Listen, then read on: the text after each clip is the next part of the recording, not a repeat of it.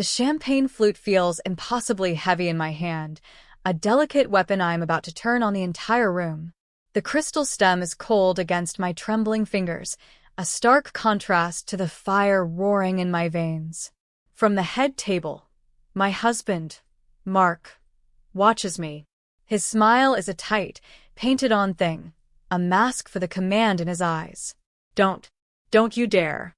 His gaze is a physical weight, pressing down on me, trying to pin me to my seat. Beside him, my sister, Chloe, the bride, glows under the fairy lights. She looks like an angel, swathed in white lace and blissful ignorance. Or at least, what she sells as blissful ignorance. Her new husband, David, a good, kind man who deserves none of this, beams at her, his heart practically bursting from his chest. The air is thick with the scent of roses and expensive perfume, a cloying sweetness that coats the back of my throat. The low hum of conversation, the gentle clinking of silverware against china.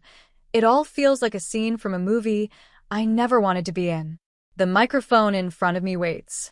My heart hammers against my ribs, a frantic drumbeat counting down to detonation. Mark's warning from this morning echoes in my head, his voice a low hiss in the car on the way here. Just smile, toast the happy couple, and don't make a scene, Kate. For God's sake, not today a scene. He's worried about a scene. That's almost funny. He has no idea what's coming. He thinks this is about tears and accusations.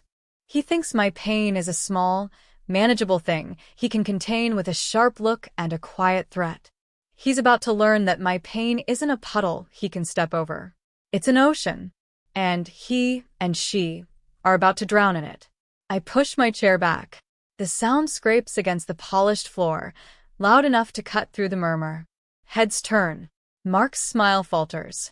Chloe's brow furrows with a flicker of concern. I take a breath, the perfumed air feeling like poison, and walk toward the microphone. Every eye in this gilded ballroom is on me. Let them watch.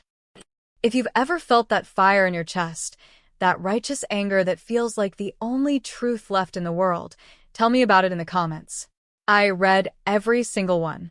And if this story feels like one you need to hear, please subscribe. It helps me more than you know. Just 6 months ago, this was all so different.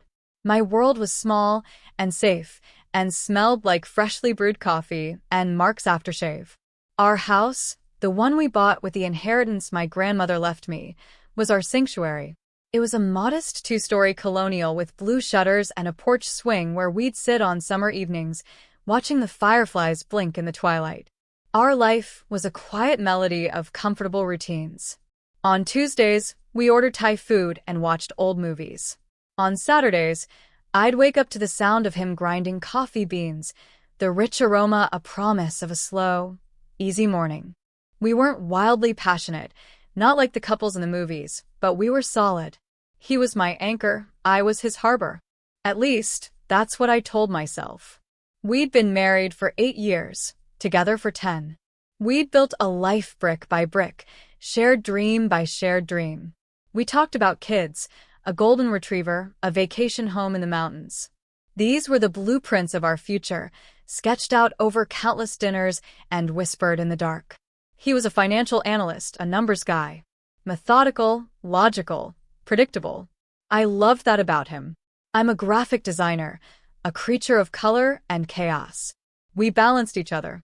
He'd organize our finances into meticulous spreadsheets, and I'd fill our home with art and music and mismatched pillows. He was the frame, I was the picture. And then there was Chloe, my little sister, my shadow, my confidant, my other half. We were inseparable since childhood, our bond forged in shared secrets and scraped knees. When our parents divorced, we clung to each other like life rafts. She was the only person in the world who knew every embarrassing story, every broken heart, every secret dream. When I started dating Mark, she was our biggest cheerleader. She'd come over for dinner, the 3 of us laughing on the couch, a perfect little triangle of friendship and family. She was at our house, so often she had her own key. She'd let herself in, brew a pot of tea, and be waiting for me when I got home from work. Just checking on my favorite sister," she'd say with that dazzling smile of hers. I never questioned it. Why would I? Her presence was as natural and essential as the air I breathed. When she met David a year ago, I was thrilled for her. He was stable, kind, and he adored her. He was everything I wanted for her. Mark and I helped them plan the wedding. I spent weekends with her trying on dresses, addressing invitations, tasting cakes. I held her hand when she fretted over floral arrangements and seating charts. I was her maid of honor, a role I took with the solemn pride of a lifelong guardian. I was going to stand by her side and watch her marry the man of her dreams, just as she had stood by mine. Our life was a carefully constructed ecosystem, a terrarium of contentment. Mark, me, Chloe. Everything in its right place, thriving in the warm, predictable light. I had no idea a poison had been seeping into the soil for years, slowly, silently, killing everything from the roots up. I was watering dead plants, tending to a garden that was already a graveyard. I just couldn't see it yet. The first crack in the glass was almost invisible. So small I could have missed it, and for a while I tried to. It was a Tuesday, our designated Thai food and old movie night. I got home from work, laden with takeout containers smelling of basil and chili, and found the house empty. Not unusual. Mark often worked late. I sent him a text. "Thai is here. ETA?" A few minutes later, a reply. "Sorry, babe. Swamped." Something big came up. "Don't wait for me." I sighed, a little disappointed but understanding. His job was demanding. I ate my pad thai alone on the couch, watching Casablanca and saving his portion in the fridge. Around midnight, he came home, looking exhausted. He kissed the top of my head, mumbled something about a market crash in Tokyo, and fell into bed. The next morning, as I was gathering laundry, his work phone, which he usually guarded like a state secret, was lying on the nightstand. It lit up with a notification from our credit card company. "Thank you for your payment at the Gilded Lily." I frowned. The Gilded Lily? I'd never heard of it. I Googled it. It was a restaurant. A very expensive, very romantic French restaurant on the other side of town. The kind of place you go for anniversaries, not for a frantic work dinner. The charge was from last night. My blood ran cold. He wasn't swamped with work. He was at a fancy restaurant. A knot of unease tightened in my stomach. Why would he lie about that? Maybe it was a client dinner? But he always told me about those. He loved to complain about having to entertain boring hedge fund managers. I tried to push it down, to rationalize it. There had to be a simple explanation. I didn't want to be the kind of wife who snooped, who questioned, who doubted. Trust was the bedrock of our marriage. To chip away at it felt like a betrayal in itself. When he came out of the shower, I tried to keep my voice casual. "Hey, how was your night? Did you guys at least get decent food while you were working?" He was toweling his hair, his back to me. "Nah, just stale pizza," in the conference room. You know how it is, the lie was so smooth, so effortless. It stole the air from my lungs. He turned around, smiling that easy, charming smile that had made me fall in love with him a decade ago. "Smells like you're making coffee, lifesaver." He kissed me, a quick, dismissive peck, and walked out of the room. I stood there, frozen, the smell of coffee suddenly nauseating. He had lied. A clear, deliberate, unnecessary lie. Why? The question echoed in the quiet house. For the rest of the day, I was a wreck. I couldn't focus on my design work. The colors on my screen seemed muted, the lines blurry. The trust I'd had in him, once a solid, unshakable thing, now felt fragile, like a pane of glass with a tiny, spreading crack. That evening, I called Chloe. My voice trembled as I told her about the restaurant, the lie. I needed her to tell me I was crazy, that I was overreacting. Her voice was a soothing balm. "Oh, Kate, you know how he is. He probably took a client out and didn't want you to feel bad that he was having a fancy dinner while you were home with takeout. He was probably just trying to spare your feelings. You know men, they're idiots sometimes." Her logic was plausible. It was exactly what I wanted to hear. It sounded like Mark. Thoughtless, a little clumsy, but not malicious. "You're probably right," I said, my relief so profound it made me feel weak. I'm just being paranoid. Of course you are, she said, her tone light and teasing. Now, stop worrying. Everything is fine. I promise. I hung up the phone, feeling foolish. Of course, everything was fine. I had a loving husband and a wonderful sister. I was letting one stupid, insignificant lie unravel me. I resolved to forget it, to bury the doubt and move on. But doubt, once planted, has a way of growing in the dark. The seed of doubt had taken root, and no amount of rationalization could kill it. I started noticing things I hadn't before, or perhaps things I had chosen to ignore. The way Mark angled his phone away from me when he was texting. The sudden increase in late nights at the office and networking events that I wasn't invited to. He started changing his passwords, claiming it was for security reasons. Our comfortable routines began to feel strained, the silence between us heavy with unspoken questions. I became a reluctant detective in my own life. I hated the person I was becoming, suspicious, anxious, insecure. But the need to know, the desperate need to either confirm my fears or extinguish them for good, was a hunger I couldn't ignore. I'd wait until he was in the shower, my heart pounding a frantic rhythm against my ribs, and I'd pick up his phone. My hands would shake so badly I could barely type in the passcodes I'd guessed after watching his thumb movements for a week. His call logs were mostly work numbers. His texts were banal, filled with conversations about stocks and dinner plans with friends. There was nothing. No incriminating messages, no secret names. Just nothing. Each time I found nothing, I was flooded with a toxic mix of relief and shame. Relief that my fears were unfounded, and shame that I had stooped so low as to invade his privacy. He'd come out of the bathroom, and I'd be sitting on the bed, pretending to read, my face flushed with guilt. He started making comments. "You seem tense lately, Kate. Is everything okay at work? Or worse, you've been so quiet. You need to relax. Maybe you should take a girls' trip or something." He was turning my anxiety back on me, making me feel like the source of the problem. He was gaslighting me, and it was working.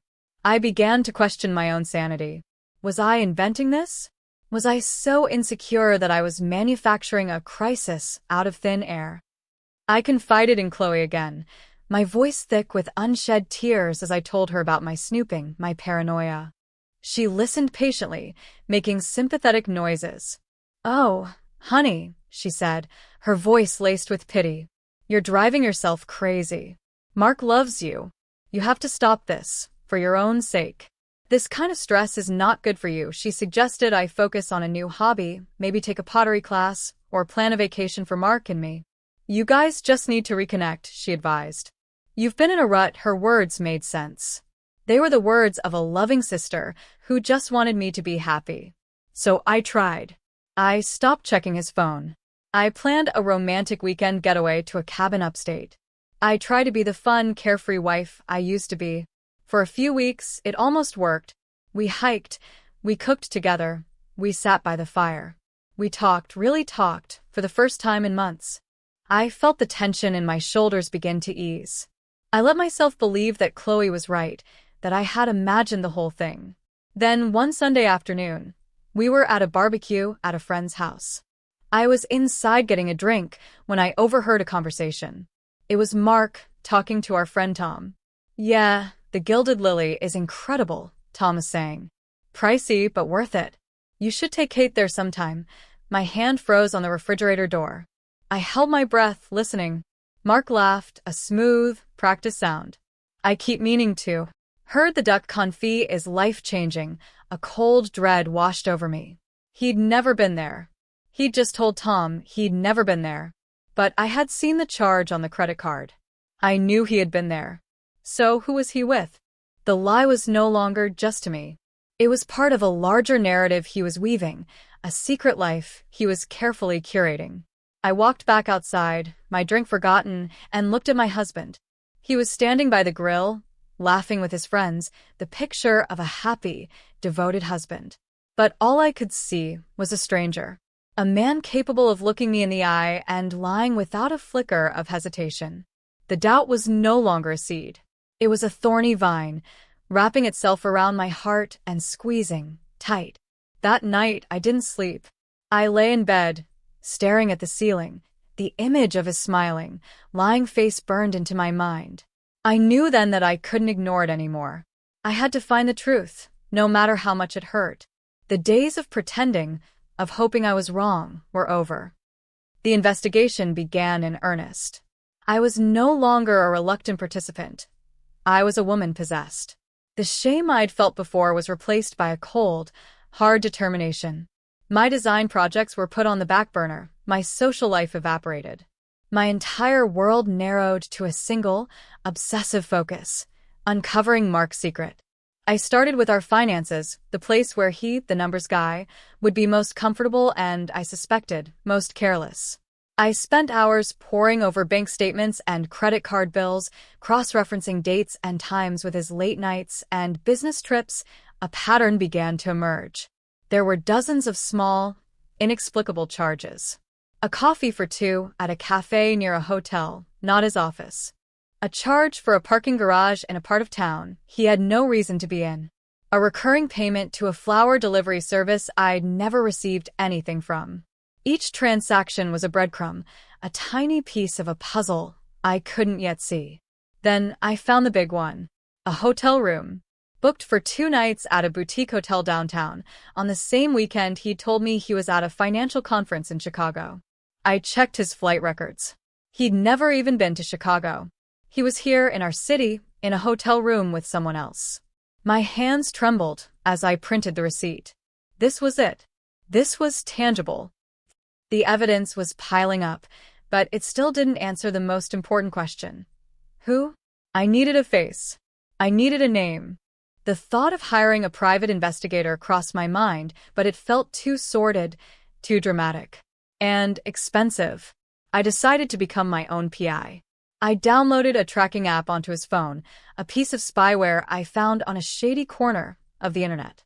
The guilt was immense, a physical weight in my gut, but the need to know was stronger. I told myself it was the only way.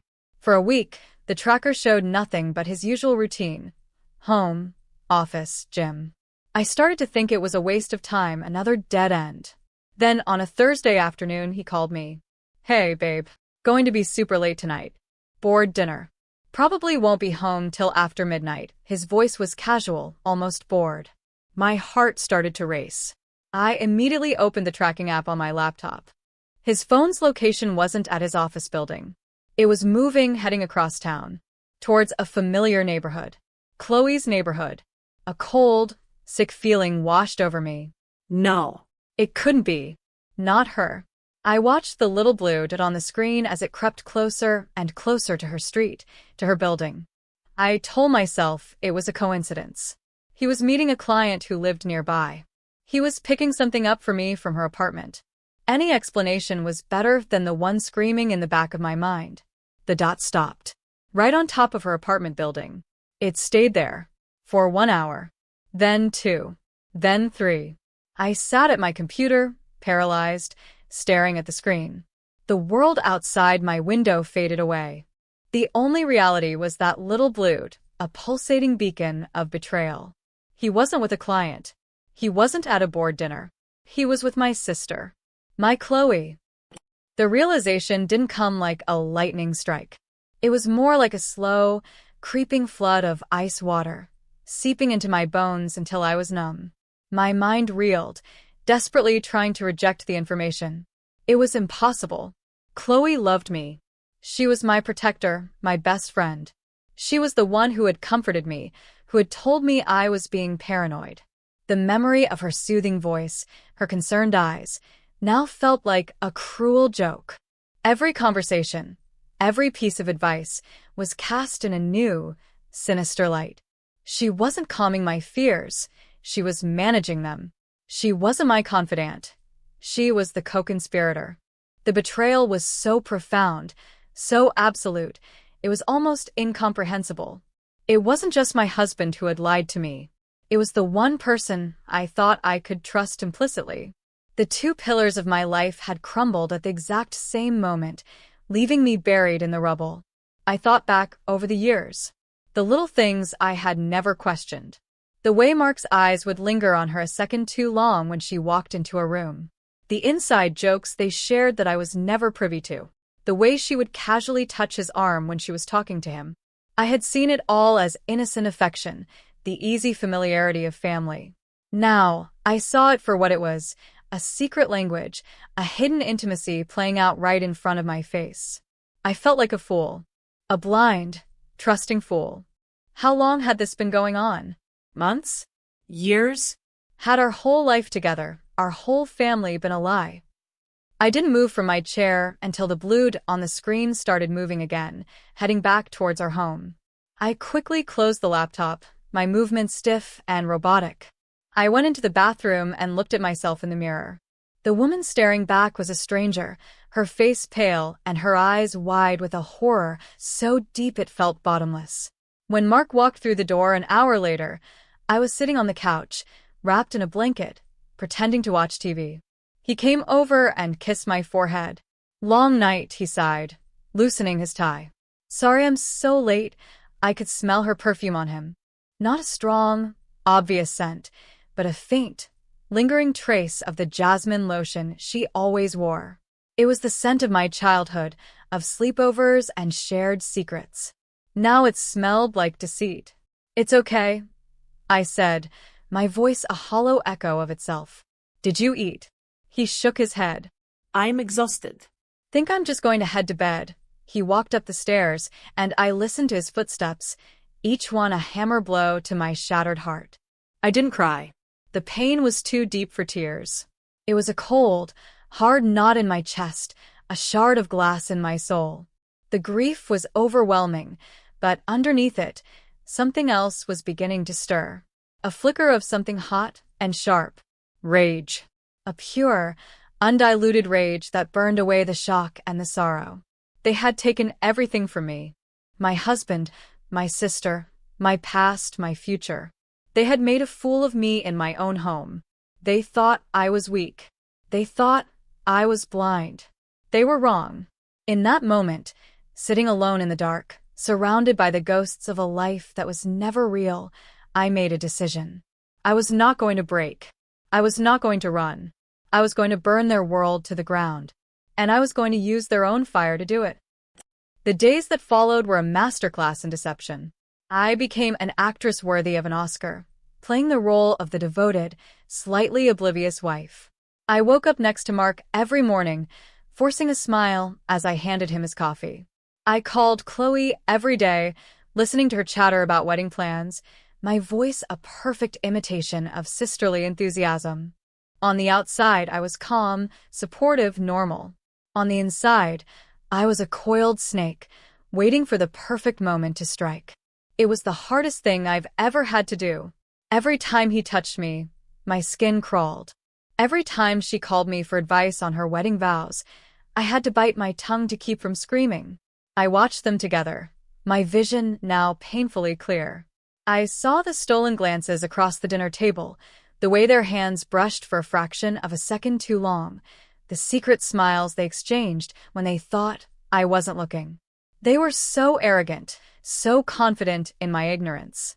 They moved through my life, through my home, like they owned it. And in a way they did. They had colonized my reality, and I was now a silent observer in the ruins. My grief was a constant, physical presence. It sat on my chest, making it hard to breathe. Some nights, I'd lie awake, the pain so sharp I'd have to muffle my sobs in my pillow so Mark wouldn't hear. I felt utterly, completely alone. The two people I would have turned to in a crisis like this were the crisis. There was no one to call, no one to confide in. The secret was mine to carry, a toxic burden that was poisoning me from the inside out. My first instinct was to pack a bag, drain our joint bank account, and disappear. I imagined driving until I ran out of road, changing my name, and starting a new life where no one knew me. A life free from the suffocating weight of their betrayal. One night, I actually did it. I waited until Mark was asleep, his steady breathing a sound I once found comforting and now found repulsive. I quietly pulled a suitcase from the closet and started filling it with clothes, my passport, the few pieces of jewelry that had belonged to my mother. My hands were shaking, my movements frantic. I was a thief in my own home, stealing back the remnants of my life. I went downstairs and sat at the kitchen table, my car keys in my hand, my bag by the door. I was ready to go, but something held me back. It was a picture on the refrigerator, a faded photograph of Chloe and me as kids, maybe 6 and 8 years old. We were sitting on a dock, our skinny legs dangling in the water, our arms slung around each other's shoulders, 2 gaps in my smile where my front teeth used to be. We were a team. We were inseparable. We were everything to each other. And she had destroyed that. She had taken that pure, perfect memory and defiled it. The thought of her getting everything she wanted, a loving new husband, a beautiful wedding, and my husband on the side, while I was left to pick up the pieces of my shattered life, filled me with a sudden, clarifying fury. Running away was letting them win. It was accepting the narrative they had written for me, the poor, pathetic victim. I deserved more than that. I deserved justice. No, I deserved more than justice. I deserved vengeance. I slowly unpacked my bag, putting everything back in its place. The plan to run was replaced by a new, colder, more patient one. I wasn't going to be a ghost in my own story. I was going to be the author of its final chapter. The turning point came in a cream-colored envelope, embossed with elegant silver calligraphy. It was Chloe's wedding invitation. It arrived on a Tuesday, a cruel mockery of what used to be my favorite day of the week. I held it in my hand, the thick cardstock feeling heavy with irony. Inside, nestled in tissue paper, was a smaller card, just for me. Kate, her perfect handwriting looped across the page. I can't imagine doing this without you by my side. Will you be my maid of honor? The audacity of it was breathtaking. It was a slap in the face disguised as an honor. She wanted me to stand beside her, to hold her bouquet, to fluff the train of her wedding dress, all while she was sleeping with my husband. She wanted me to bear witness to her happiness, a happiness built on the foundation of my pain. She wasn't just content with having him. She wanted my blessing, my public endorsement of her perfect life. It was a power move, a final twist of the knife. She was so confident in her deception that she was inviting me to be an accessory to it. A rage, cold and clear as ice, solidified in my chest. All the grief, all the pain, all the confusion of the past few weeks burned away, leaving behind a diamond-hard resolve. This invitation wasn't an insult. It was an opportunity, a stage, a spotlight, and a captive audience. My mind, which had been a chaotic storm of emotion, suddenly became still and focused. The vague desire for revenge now had a time and a place. The wedding. It was perfect. A public celebration of love and commitment. What better place to expose the truth? I called her that afternoon, my voice dripping with manufactured excitement. Chloe, I got the invitation. It's beautiful. And of course, I'll be your maid of honor. I'm so honored you asked. I could almost hear her sigh of relief through the phone. She had been nervous, she admitted. She was worried I was still in that weird, paranoid funk about Mark. I'm so glad you're feeling better, she said, her voice full of fake sympathy. I need my big sister. I'll be there for you. I promised, the words tasting like acid in my mouth. I wouldn't miss it for the world. The game had changed. I was no longer just surviving, I was planning. My evenings were no longer spent crying into my pillow. They were spent in front of my laptop, not tracking my husband, but researching. I researched divorce lawyers, specializing in contentious, high-asset cases. I learned about forensic accounting, about how to trace hidden funds and prove financial infidelity. My inheritance from my grandmother, the money that had bought our house and funded the startup Mark had launched 2 years ago, became my focus. He had always assured me that our prenup protected his business entirely. I was about to find out just how protected he really was. I found a lawyer, a shark named Diana, who had a reputation for leaving cheating husbands with nothing but the shirts on their backs. In our first meeting, I laid out everything I knew, my voice steady and devoid of emotion. I presented the hotel receipts, the credit card statements, the location tracking data. Diana listened, her expression unreadable. When I was finished, She leaned back in her chair. "This is good," she said, a thin smile playing on her lips. "This is very good. But the real leverage isn't the affair. It's the money. Let's follow the money," and so we did. For the next 3 months, while I helped Chloe choose between ivory and ecru for her tablecloths, Diana and her team were meticulously dismantling Mark's financial life. And I was preparing for my speech. I wrote it and rewrote it 100 times, honing each word, each phrase, until it was a perfectly crafted weapon. This wouldn't be a hysterical outburst. It would be a calm, deliberate, public execution. They wanted me to make a scene? I was going to give them a goddamn masterpiece. The day of the wedding arrives like a judgment. The sky is a brilliant, unforgiving blue. The venue is a sprawling estate with manicured lawns and fountains that glitter in the sunlight. It's a perfect day for a perfect wedding for a perfect couple of liars. I move through the preparations in a state of surreal calm. I help Chloe into her dress, my fingers steady as I fasten the dozens of tiny pearl buttons up her back. She looks in the mirror, her eyes shining. "I'm so nervous," she whispers, squeezing my hand. "Don't be," I say, my voice even. "It's going to be a day no one will ever forget," she smiles, mistaking my words for a promise of joy. Mark finds me before the ceremony. He's handsome in his tailored suit, a pink rosebud pinned to his lapel. He pulls me aside, his grip on my arm a little too tight. "You look beautiful, Kate," he says, his eyes scanning my face, searching for any sign of a crack in my composure. "Listen, just be cool today, okay? For Chloe. Don't make a scene," there it is again. That phrase. Don't make a scene. As if my pain is an embarrassing spectacle to be managed, a piece of emotional litter to be swept under the rug. "I wouldn't dream of it," I reply, my smile as brittle as glass. The ceremony is a blur of platitudes and false promises. I stand at the altar, a smiling statue in a lavender dress, and watch my sister pledge her life to a man she is actively betraying.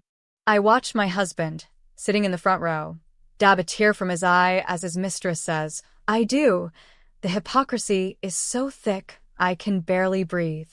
At the reception, the illusion of perfection is cranked to its highest setting. Champagne flows, a string quartet plays, and guests mingle on the terrace, bathed in the golden light of the setting sun. I play my part. I laugh. I chat. I compliment the bride on her exquisite taste. Mark and Chloe are careful, never interacting directly, but I see them. I see the way his eyes follow her as she moves through the crowd. I see the flicker of a shared glance over the rim of a champagne flute. They think they're so clever. The clinking of a spoon against a glass signals the start of the toasts. The father of the bride goes first, then the best man. Their speeches are warm, funny, full of love for the happy couple. Then it's my turn. The MC calls my name. And now, a toast from the maid of honor and the bride's sister, Kate. A hush falls over the room. I pick up my glass and walk to the microphone, my steps measured and deliberate. I can feel Mark's eyes on me, burning into my back. I can feel the weight of 100 pairs of eyes. Showtime. I tap the microphone, the sound echoing through the opulent ballroom. "Good evening, everyone." My voice is clear and strong. It doesn't even tremble. I smile, a wide, bright smile that doesn't reach my eyes. For those of you who don't know me, I'm Kate, Chloe's big sister. I pause, letting my gaze sweep across the room, landing for a moment on Chloe and her new husband, David, then flickering to Mark. They are all smiling, expectant. I have to say, "Chloe, I have never seen you look more beautiful. And David, the way you look at her, well, it's what every woman dreams of, the rumos." David blushes, squeezing Chloe's hand. They say that the secret to a happy marriage is, well, secrets. A few people chuckle nervously. I let the silence hang for a beat. I used to think that was cynical, but I've come to realize there's some truth to it. The most successful partnerships are often the ones with the most carefully guarded secrets. I raise my glass. Chloe has always been so good at keeping secrets. It's one of her greatest talents. Chloe's smile tightens just a little. Mark shifts in his seat. They can feel the shift in the air, the subtle change in tone. She's a planner. Meticulous. She thinks of every detail, every contingency. She leaves nothing to chance. It's a trait she shares with another man in this room. My husband, Mark. I turn my head and smile directly at him. His face has gone pale. The guests are murmuring now, confused. This is not the sentimental speech they were expecting. You see, Mark and Chloe are two of a kind. They both believe in diversification, in not putting all of your assets in one basket. Whether it's in business, I look at Mark, or in pleasure. The silence in the room is now absolute. It is a heavy, suffocating thing. Every eye is locked on me. Chloe's face is a mask of confusion and dawning horror. David looks from her to me, his brow furrowed. Mark is frozen, his knuckles white where he grips the tablecloth. So I'd like to propose a toast. I continue, my voice ringing with a terrifying clarity. Not just to the happy couple, but to the other couple. The secret one. The one whose love story has been playing out in boutique hotels and romantic restaurants on Tuesday nights. The one funded by my inheritance. The gasps are audible now. My own parents are staring at me, their faces ashen. So, let's raise our glasses. To my sister, Chloe, and to my husband, Mark. Congratulations on an affair so beautifully executed. You almost got away with it. I take a sip of my champagne. It tastes like victory. Chloe lets out a small, strangled sob. David pulls his hand away from hers as if he's been burned. He turns to her, his face a storm of disbelief and rage. Chloe? What is she talking about? She just shakes her head, tears streaming down her face, ruining her perfect makeup. She's lying. She's crazy, but no one is looking at her like she's a victim. They're looking at Mark. And Mark is looking at me, his eyes filled with a murderous rage. He stands up, knocking his chair over. Kate, stop it. Right now. Sit down, Mark, I say, my voice dropping to an icy calm. The scene is just getting started. You wouldn't want to miss the best part. He stays standing, a statue of impotent fury. The guests are a sea of shocked faces, whispering amongst themselves, pulling out their phones. This is a story they'll be telling for years. But they don't know the half of it. They think this is just about a broken heart. It's about so much more. You see, I say, turning my attention back to the room, my voice conversational, as if I'm sharing a fun little anecdote. When I found out about the affair a few months ago, I was heartbroken. Of course. But I'm a practical woman. And my husband, the financial analyst, taught me a very important lesson. Always protect your assets. I look directly at Mark. His rage is slowly being replaced by a look of dawning confusion, and then fear. He knows where this is going. He also taught me that a prenuptial agreement is a very important document. He insisted we get one. To protect his future earnings, his business. A business, I might add, that was started with a $200,000 investment from a trust my grandmother left to me. I let that hang in the air. His parents are staring at him now, their expressions horrified. He thought that prenup was ironclad. He thought his business, his money, was untouchable. He thought I was just the silly, emotional artist, and he was the numbers guy, the smart one. I give a small, humorless laugh.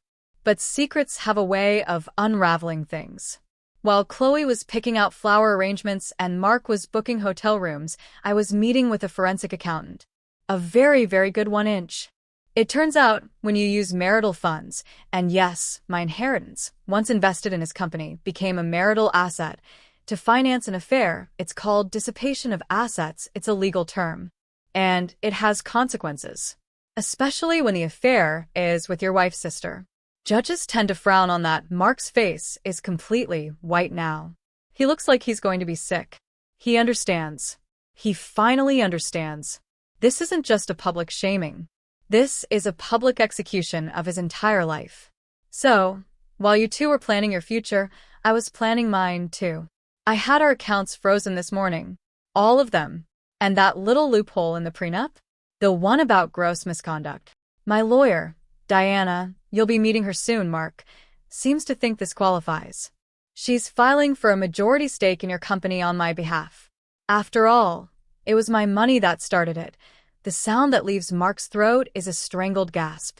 He clutches his chest, his eyes wide with sheer, unadulterated panic. The carefully constructed world he built on my money and my trust has just been leveled by a wrecking ball. As for the house, I continue, my voice relentless. The house my grandmother's money paid for in full before we were even married? My name is the only one on the deed. Your things are in boxes on the porch. I had the locks changed yesterday. I turned to my sister, who is now openly sobbing, her perfect wedding dress a cruel joke. And Chloe, I hope it was worth it. I truly do. Because you didn't just gain a lover. You lost a sister. And from the look on David's face, I think you've lost a husband. Too, David stands up, his face a rigid mask of contempt.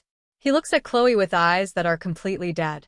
We're done, he says, his voice flat. He turns and walks out of the ballroom without a single look back. And then the climax. Mark, my strong, confident, in-control husband, makes a sound, a horrible, guttural noise of despair, and his legs give out. He collapses to the floor in a heap of tailored wool and shattered pride. Not from shame, not from heartbreak, but from the cold, hard shock of total financial and social ruin. Medics are called. The room erupts into chaos. But I don't watch. I place the microphone carefully back on its stand. I turn, and without looking at the wreckage I've created, I walk away. The aftermath was a symphony of chaos. Shouting, crying, the frantic calls for a doctor. I didn't stay to watch. I walked out of the ballroom, through the stunned crowd of guests who parted for me like I was Moses, and they were the Red Sea. I stepped out onto the terrace, into the cool night air. The moon was bright, the stars were sharp against the black velvet sky. It was quiet out here, a world away from the pandemonium inside. I took a deep breath, the first real, clean breath I'd taken in months. I didn't feel triumphant. I didn't feel happy. I just felt empty. But it was a clean kind of empty. A blank slate. The weight that had been crushing me for so long was finally gone. I hadn't just exposed them. I had excised them like a surgeon cutting out a tumor. The procedure was brutal, but necessary for survival. The legal battle that followed was as ugly as you'd expect. Mark tried to fight, of course. He hired an aggressive lawyer who accused me of being vindictive and emotionally unstable. But Diana was better.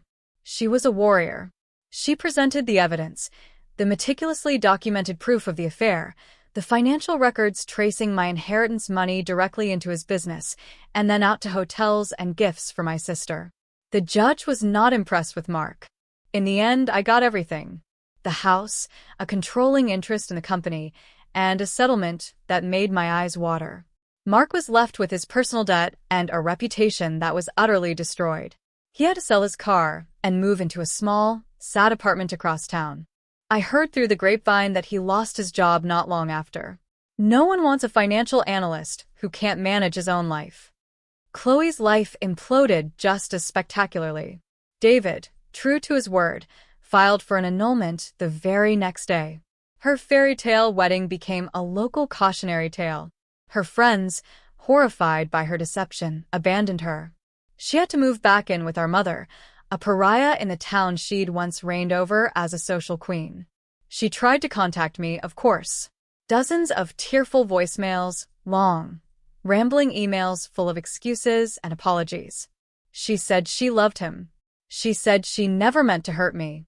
She said she was a victim, too, seduced by his charm and promises. I never responded. Her words were meaningless, just more lies layered on top of the old ones. The sister I had loved was gone, if she had ever truly existed at all. Losing a husband to an affair is one kind of pain. Losing your sister, your other half, is another entirely. That was the wound that took the longest to heal. The betrayal cut deeper than bone, into the very marrow of my identity. For a long time, I felt like an amputee, constantly reaching for a limb that was no longer there. But time, as they say, does its work. I sold the house. There were too many ghosts in those rooms. I sold my shares in the company Mark had built, taking the massive profit and starting fresh. I moved to a new city, a place by the ocean where I didn't know a soul. I opened my own small graphic design studio. I poured all the anger and pain and grief into my work, creating things that were beautiful and true. Slowly, piece by piece, I rebuilt myself. I learned to trust again, starting with myself.